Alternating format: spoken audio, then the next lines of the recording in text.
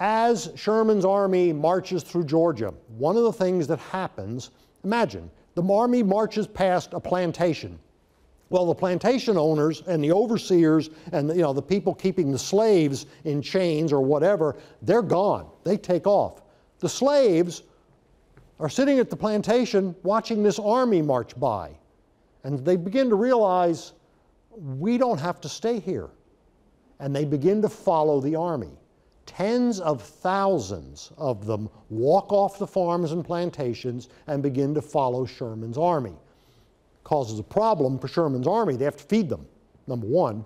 And we're talking old people, young people with infants, children, women, girls, complete cross-section of humanity pours out and follows Sherman's army. One of those people is a 19-year-old young man named Franklin.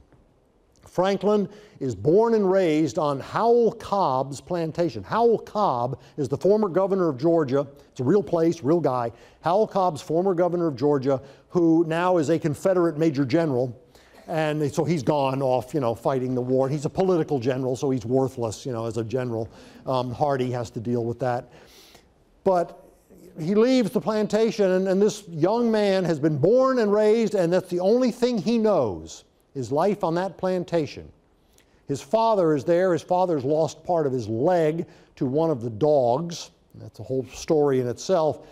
The father is terrified of leaving because the father thinks, once the army's gone, all those people are coming back.